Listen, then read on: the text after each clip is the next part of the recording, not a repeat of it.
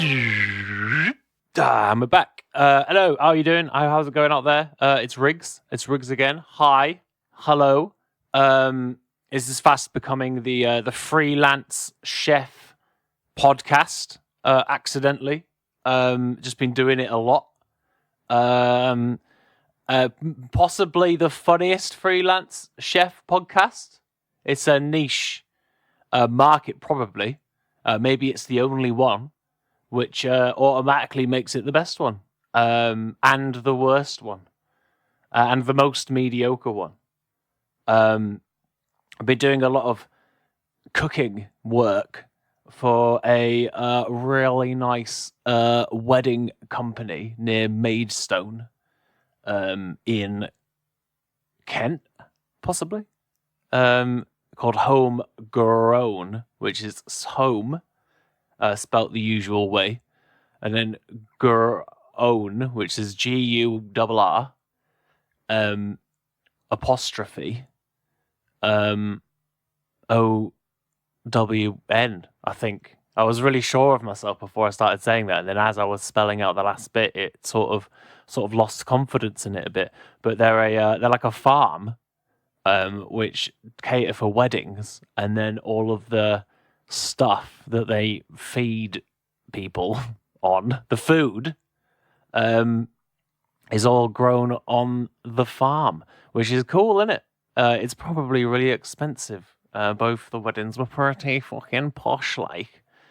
The first wedding was like Eton people, people who might or have gone to Eton. I don't know if I spoke about it before, but the compare, the MC.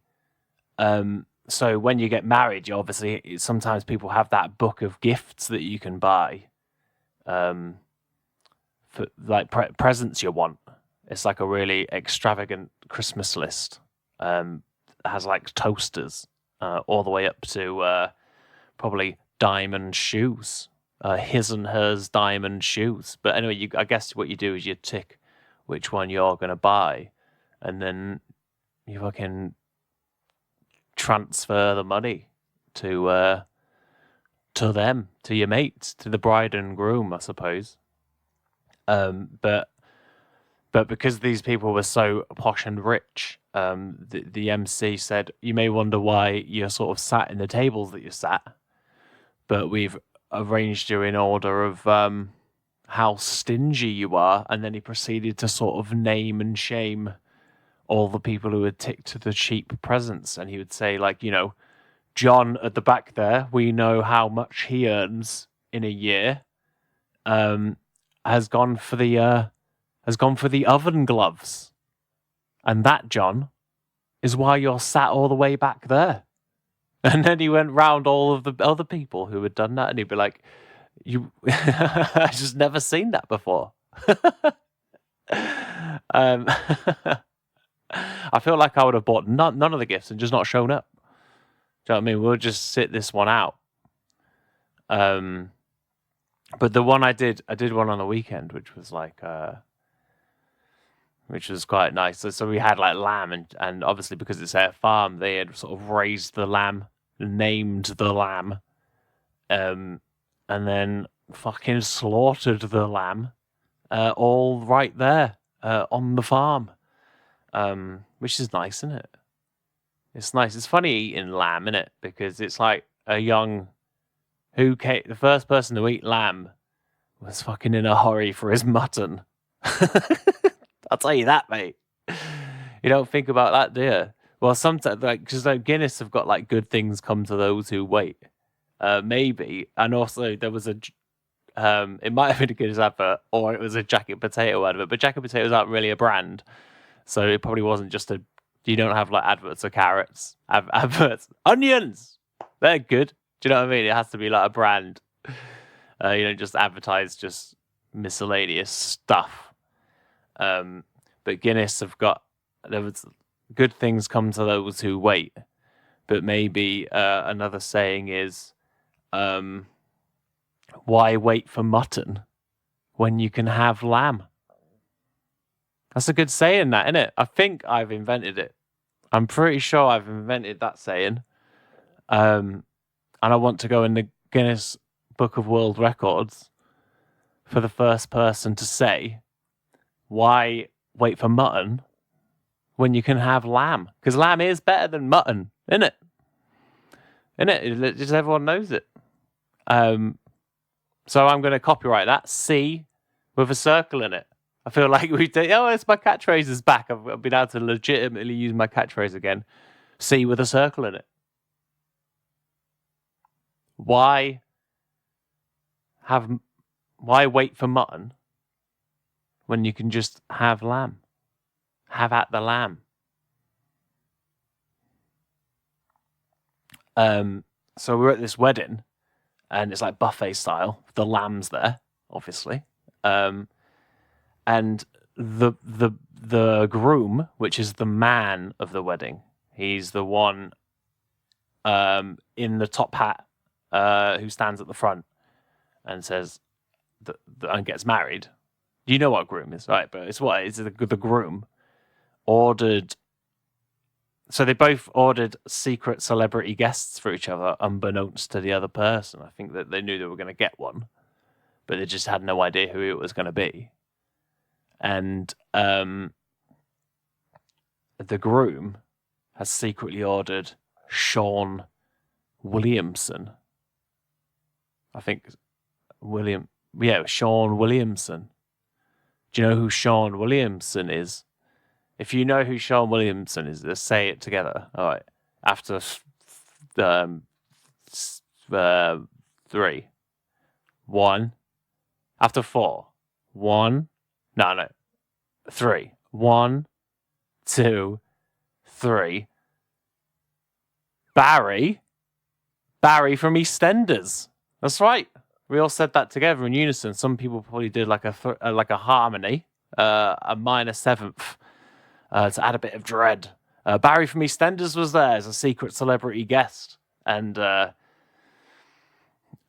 he came out, and so he was at the back. We were making pizzas outside on a hog roast turned into a pizza oven, and we were doing that, and then we turned around, and there's Barry from EastEnders wearing a blue suit, and he recognised the chef I was working with, and he said that he always remembers a face, which people say that a lot, and I feel like you could just lie because you don't have to remember it. That they've arrived with their face. Do you know what I mean? So if you say, I remember your face, you're always going to be right, because they'll just be like, oh, I don't. Be like, and then you can say, I never forget a face. So they just assume that you've met before. Unless you're Barry from EastEnders, because they would know whether or not they've met Barry from EastEnders. But anyway, he said that he never forgets a face. And then they were like, are you ready to go in to the wedding? And he was like, right, yeah. And then he went in and then just blasted straight into Mustang Sally. Crowd's going mental. Crowd's fucking kicking right off. And then when the song finishes, you know, he's like, you better slow that Mustang. Fucking drums and pyrotechnics and shit. Down. Yeah, all that shit. Starts doing some stand-up. Now, I didn't know Barry from EastEnders was a stand-up. But what he said, this is the youngest wedding I've ever been booked for. Has someone killed all the old people? Now, turns out both of the bride's mum and dad had tragically died. Both of them had died. Now, that's a pretty tough gig for Barry after that, isn't it? Unless, this is what I was thinking about, right? So obviously, he probably didn't know that. But if he did know that, then that makes Barry from EastEnders a pretty fucking edgy comedian. Do you know what I mean? Who would have thought it? He's flying the flag for sort of edgy comedy. They should get him on the roast battles and shit. Versus Barry from Anthony Jeselnik versus Sean Williamson, aka Barry from EastEnders. He like doubled down on it a bit because I don't know. I haven't really watched EastEnders a lot. I've been around EastEnders. I had an ex girlfriend who used to watch EastEnders all the time. She used to say it was 5 minutes a day of peace. I was like, "What do you need? Do you just say that you need peace from me? We're the only people here. Just need my 5 minutes of peace a day. Of peace. We're trying to coexist, live together, and you need 5 minutes of peace during a half an hour. It's half an hour. Let's not get that wrong. I feel like sometimes maybe she only watched it because it was on like 3 times a week and then all Sunday afternoon. Do you know what I mean? She doesn't even like it, but just needs that. She needs that peace. Do you know what I mean? Peace and quiet. She used to say about smoking too. She'd be like, I don't think I could quit smoking because it's like my 5 minutes a day. It's like, yeah, but you've also got half an hour of Easter. How much time do you need away from me? It's a wonder it didn't work out, to be honest. But yeah. So Barry, he doubled down and started talking about whether or not the crowd thought that Janine had murdered him. I was like, Barry, stop talking about death. It's a wedding for a start. Even if no one had died at the wedding, it's still a pretty heavy subject for death. I went to a different wedding a couple of weeks ago, and it was in a church. And the church man, do you know the vicar or the priest? The dude, he's a vessel for the Lord. The Lord car. He started in his bit of talking about relating marriage to the Bible and to God and that. He said, because one of the dudes was from Sheffield, so it's like a Sheffield / South Coast like coupling. He was like, I don't know what the Brexit situation's like up north, and we were like, what? But let's hope that you can both remain together. It's like at a wedding. You're the priest. Stop getting involved. Stop applying your political view. I don't know what the Brexit situation's like up north. I told that to some Northerners, and they were like, well, it's the same fucking situation that it is down south. What did you think we're leaving from? They just think they're going to cut this country in half for some reason. I don't know what the Brexit situation's like up north. I feel like when someone says that, they're just calling them racists for no reason. I don't know what it's like up north. Like, you just think that everyone's just well into it all the time. Well, everyone's fucking well into it everywhere. Fucking love a Brexit. Do you know what I mean? But anyway, it's inappropriate to say at a wedding, and Barry doubling down so hard on this fucking death angle during his stand-up bit he's doubling down too. And then he did a joke about how they were going to try and write a storyline for Barry where he was going to have a love affair with Pat Butcher.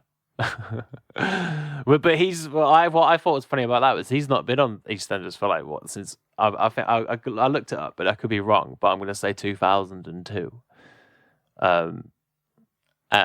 Maybe 2004, but I reckon it's no later than that. Probably maybe 2006. It's going to get later by 2 each as each second goes past. No later than 2006. Come on, man. But even so, that's still 13 years ago. Why is he trying to start Pat Butcher rumors now? Do you know what I mean? Trying to create cliffhangers left, right, and centre. Maybe that's what it's like to be a soap actor. I mean, go and ask Danny Dyer, he's one now, isn't he? It's Human Traffic to that film where he took mushrooms. This a bit like a comedy Hostel, Severance. He was in that.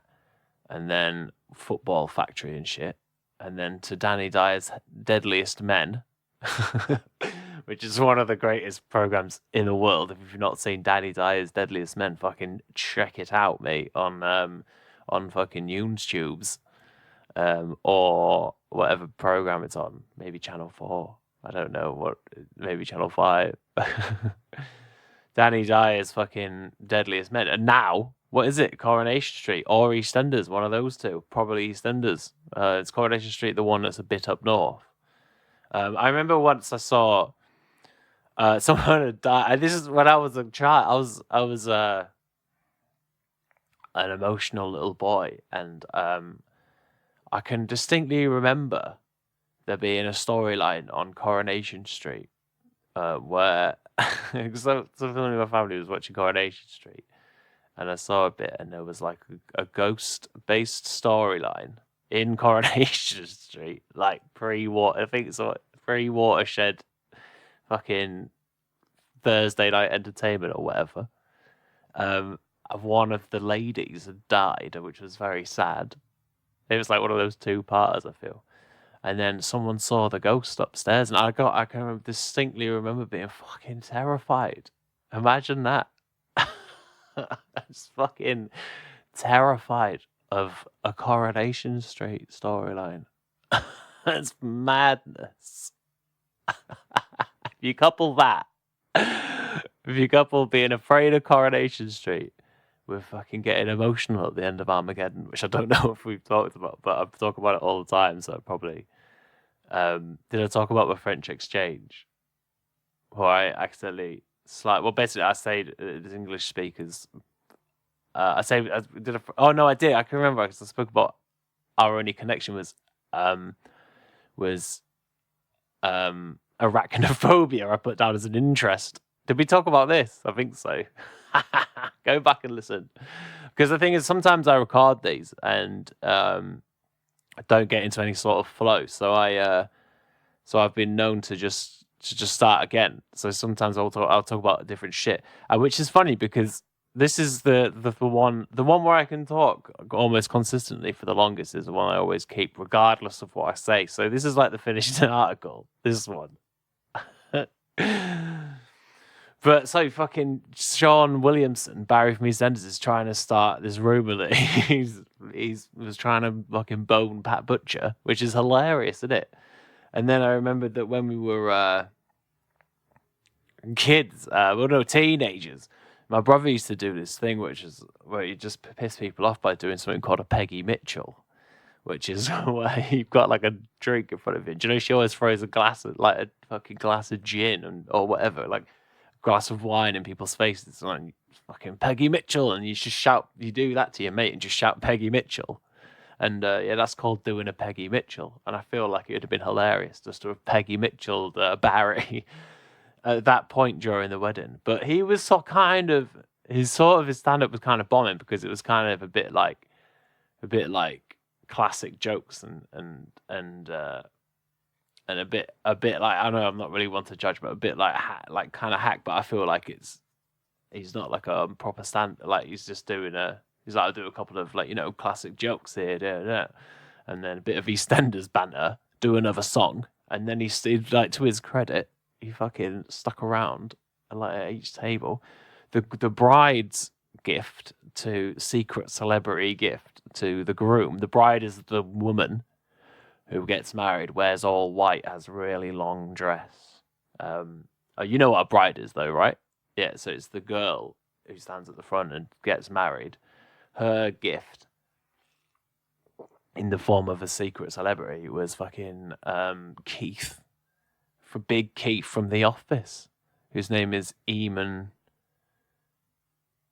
Adrian. I was going to say Eamon Holmes. Is it Eamon? Eamon Holmes. No, but that's not his name though. His name's Aiden something. Whatever. It's Big Keith from The Office. The guy who eats a Scotch egg, the guy who DJs dressed as Ali G. So that was fun. Yeah. So that's that's the end of the freelance chef segment of the podcast. I've been on the precipice. So this is the Alkaline Podcast. My name is Riggs. This is the podcast where I attempt to get clean or die trying, and it's got a bit shaky. I'm on being on shaky ground. I was a bit teetering on the edge, like the last time I did one of these, because I said that I had that Corona, but then I didn't drink. I drank twice last week, but I didn't drink a lot. But that's not really the point, I suppose.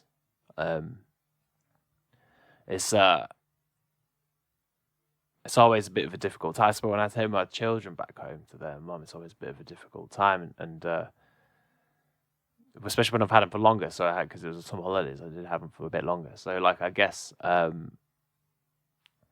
and also and this costs a lot of money as well, the kiddies. So like, I kind of wiped myself out a bit financially, and I don't know if anyone else does this, right? But but when you start to run out of money, like, you just have this overwhelming urge to just sort of drive yourself into the ground a little bit. Do you know what I mean? Like, you just fucking be like, fuck it. Just fuck it. Like, what is money? Do you know what I mean? But it's hard to curve that in, and you do have to. You do have to, or you can fuck yourself right up. But you just sort of go like, fuck it. Do you know what I mean?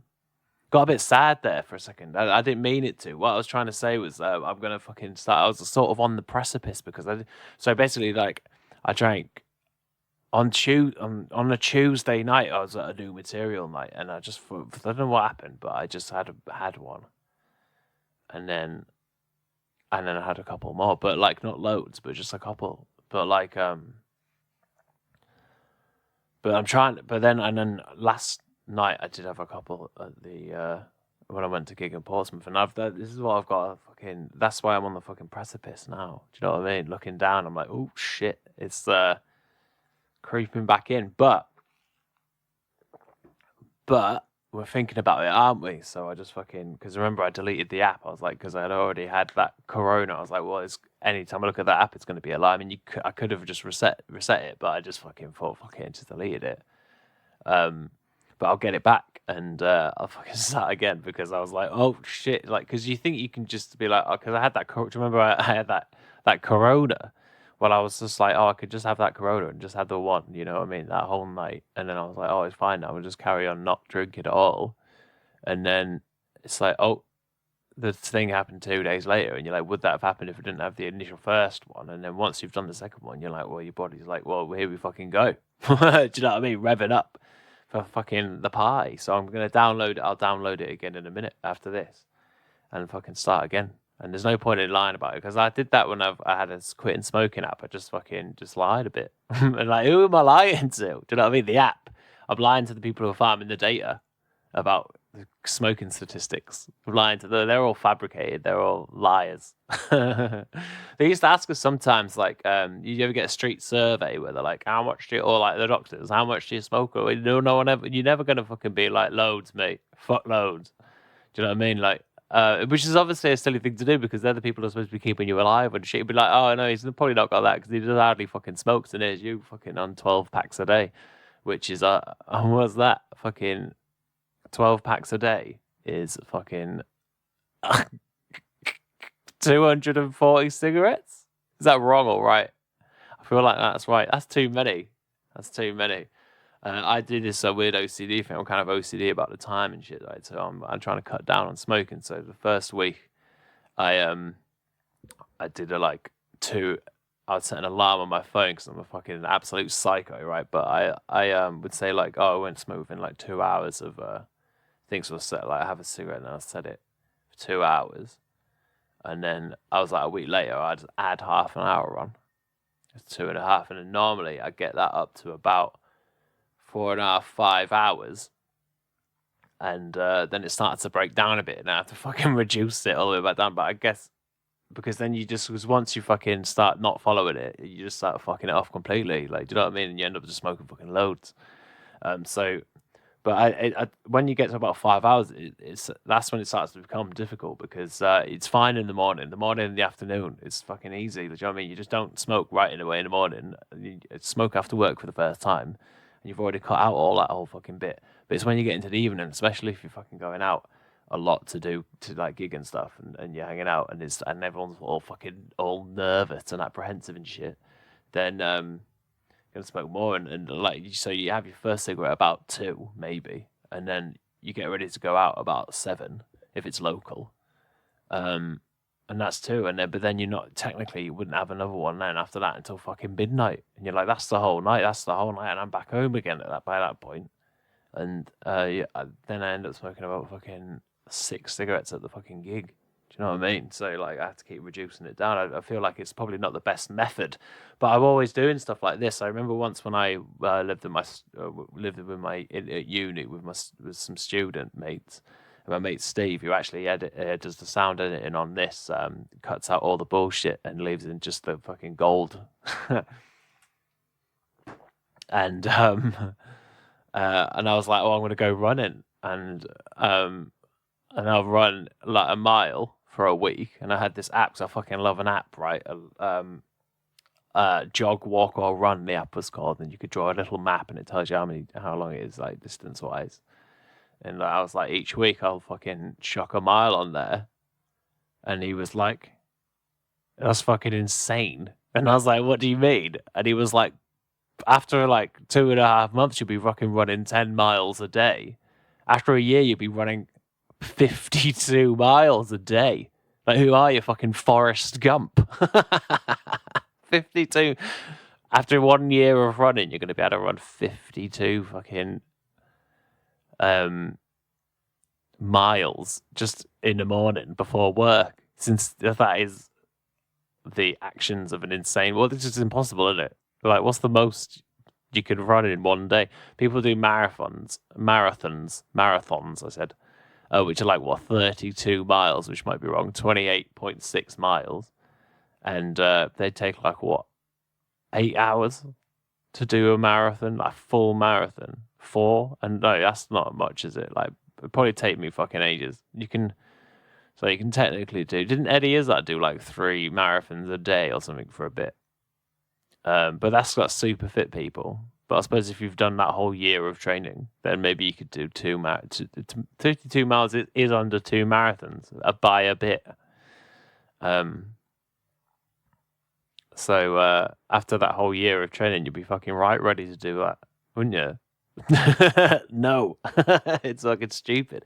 I sort of took the same attitude. I joined the gym so the first time I tried to quit drinking, I fucking was like, I'll join the gym because then I'll be spending, I'll be paying 25 quid I paid a month to go to Pure Gym, or was it just the gym, or whatever it's called, in the centre of Brighton. And I was like, well, if I'm spending that money on the gym, then I can't spend it on drinking and that, because I just won't have it. And then I've got an app which wasn't tailored to me or anything, and they just had generic workouts. So I just did the generic workouts. This is probably really unhealthy. But then each time I went there, I'd increase the difficulty a bit, or each week, as I said before, I'd increase the difficulty a bit. I just got getting out of fucking hand, and I was doing 3 weights just based on a generic workout from just a fucking free app, which is just, if there's any personal trainers listening, I know how fucking ridiculous that sounds. Like, what are you doing? And then there was personal trainers walking about. One of them was an open mic comedian who I knew. I can't remember his name off the top of my head, but because he hasn't really done comedy too much. But I never forget a face. So if I saw him and he remembered me, then I would also remember him, because I never forget a face.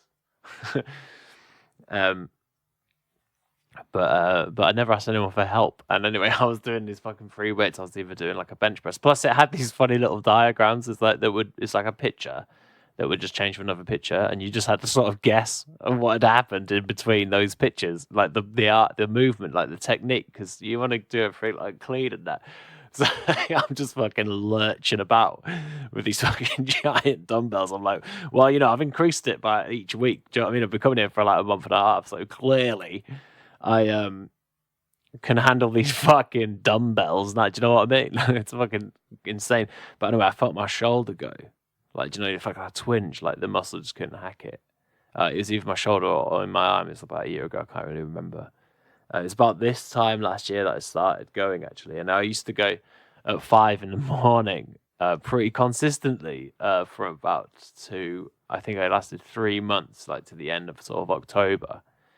And then I had to quit because I couldn't afford it.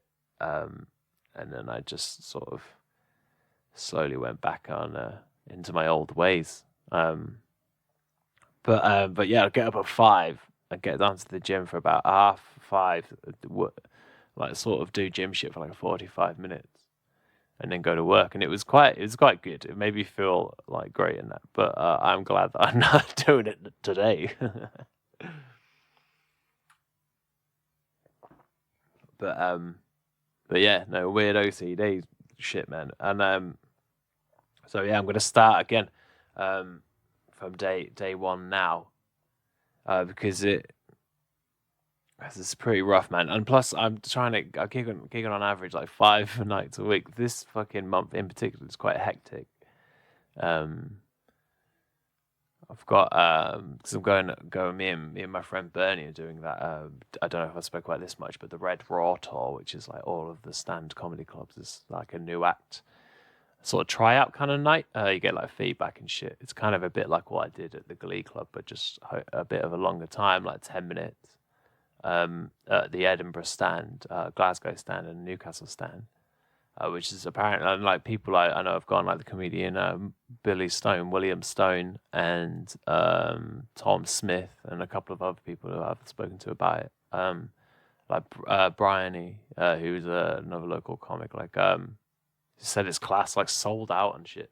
So me and my friend Bernie, who's been my mate since college, are gonna drive up from fucking Darlow, where he lives, up to Edinburgh, and I accidentally, like an idiot, because I tried to be as cheap as possible because I've got not much money, so I've got like shared hostel rooms, but like loads of people, like fucking 12 other people or something, and then I thought it sounded good because I did it on my own, and I shouldn't really be allowed to do too much on my own, but like I fucking was like, I'd be sound because you're only going to go there to sleep, and it would be fine.